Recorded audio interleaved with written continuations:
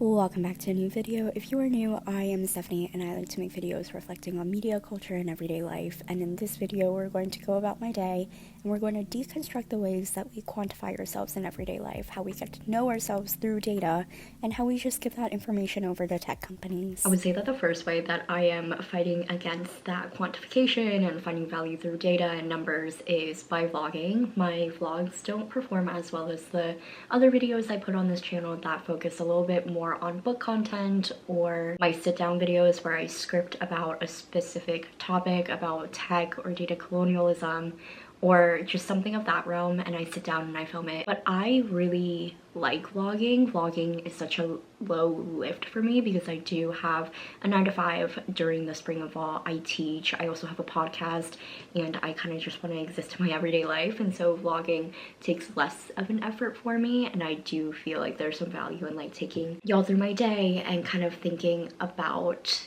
more of the like little thoughts that I have about media culture and everyday life like throughout the day that don't warrant a entire sit down video. But I also really like capturing little moments of everyday life. I really like documenting that. I love documenting what I'm doing. I love documenting what the earth is doing. I love documenting what is happening around me. And if I were to solely go off of numbers, I wouldn't vlog, but I think there's some value in vlogging to differentiate some of the content that's on my channel, but also I enjoy doing it. So that is the first way that I am kind of thinking about the way numbers play in my life. This is my current tripod. I somehow lost a full tripod. I have that tall one over there that's my partner's, but I use it more frequently. But I do have a little handheld one, and I know it's somewhere in this house, but I can't find it. So this is my tripod. Here are all of my Carly Fortune books. I finished One Golden Summer last week, and it is my favorite. Alice and Charlie are my favorite. I highly suggest you read these.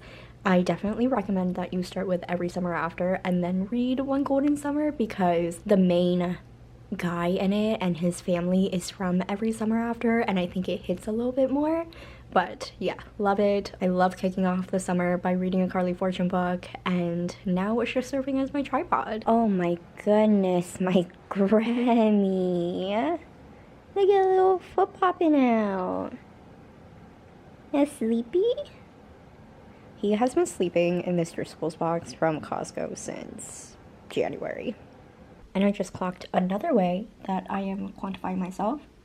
5 out of 5, I'll rate my professor. Like, great brag. But also, that is how I am summarizing my teaching, I guess. Should I delete that? Alright, let's do a little book haul, but instead of books I bought, these are books that I borrowed from Libby. I have 4 books that came through Libby, and so I'm really excited to read them.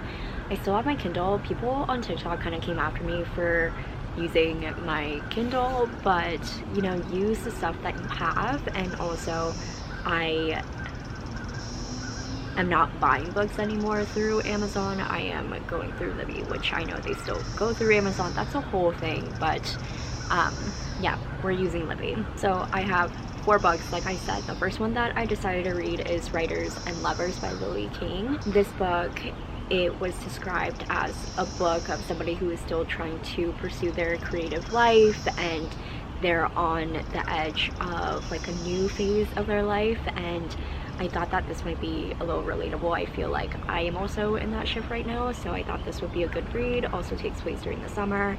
And then the other 2 books I have right now are A Place in This World, Finding the Meaning of Home by Frances Mays. And I'm excited for this one because, again, it takes place during the summer. It's a fiction book, and I really enjoy looking at what makes a home. I love focusing on everyday life, so I'm really excited to read that one. And the last one I have on my Kindle right now is Bad Summer People. It's also a summer book, but it's a thriller. I don't read that many thrillers, but I thought that this might be a fun one. Oh, there's a hummingbird.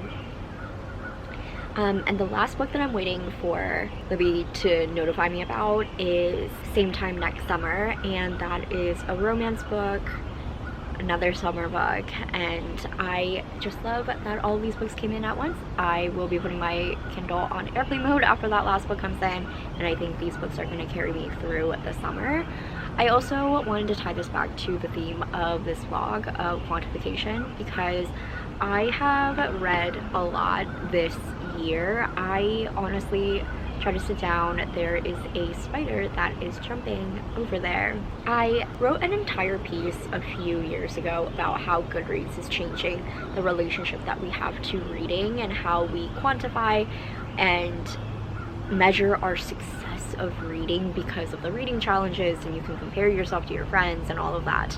And so I will link that in the description if you want to read more about that. But since then I deleted Goodreads, and I was wondering a few days ago, I was like, oh my god, like how many books have I read this year? And I was like, you know what, like it doesn't really matter. I don't really need to know how many books I read this year, and I'm just gonna keep reading because it's making me happy and I enjoy filling my time with these books, and that is just what I'm going to focus on when it comes to reading.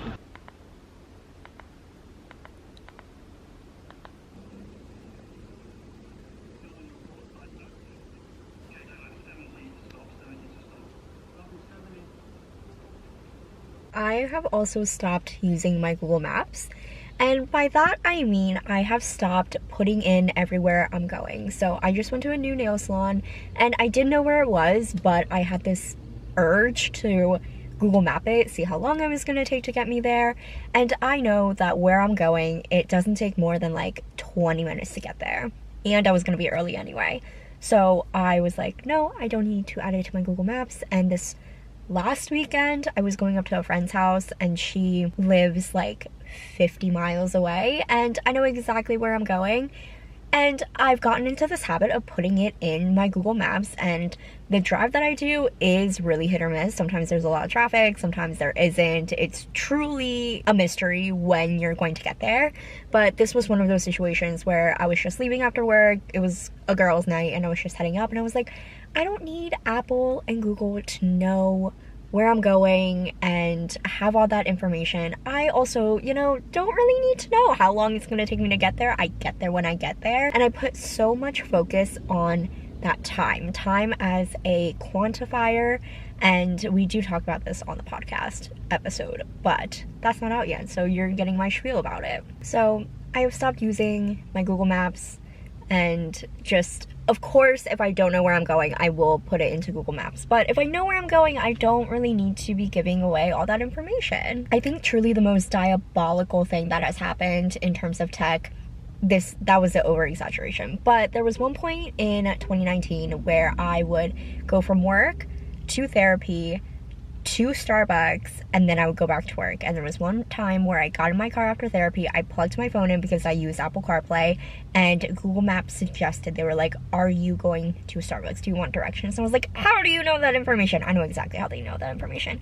But I was like, oh no, like, oh god, this is just entire data colonialism spiel. But yeah, I just don't like that these companies can track me and my location and know my patterns and my habits and my behaviors. But I am hungry and I am at the store. Hold on, I didn't show you my nails. I got my nails done. They're a nice little white with like a tint of blue. The dress I'm wearing this weekend, I'm going to a wedding this weekend, is navy blue, so I did that. And then I also got my eyebrows done. I haven't gotten my eyebrows done since like 2019. But I needed a refresh. I needed something to work with because I can tweeze them at home.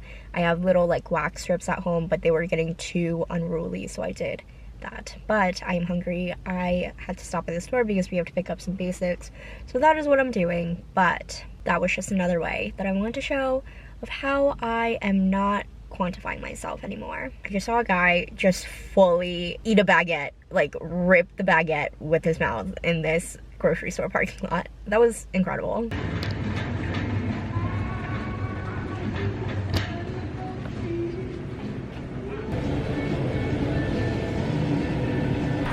Every time I listen to EDM now, I just want to go to a swing class. It's been over a year since I've been to a swing class, and I miss it. We just had the hummingbird come back, but we are gonna end off today's video with the lovely iris that has bloomed. Everything's blooming now, and my neighbors are out eating on their outdoor patio for the first time, like ever. don't think they've ever seen me film. Thank you so much for watching today's video. I love incorporating some critical thinking elements to all my videos and just observing the ways that we exist in our everyday life and see how we're engaging with media, technology, and our culture. And I hope this video kind of helped with that. But thank you so much for watching. I really enjoyed having you come with me throughout my day, and I will see you in the next video.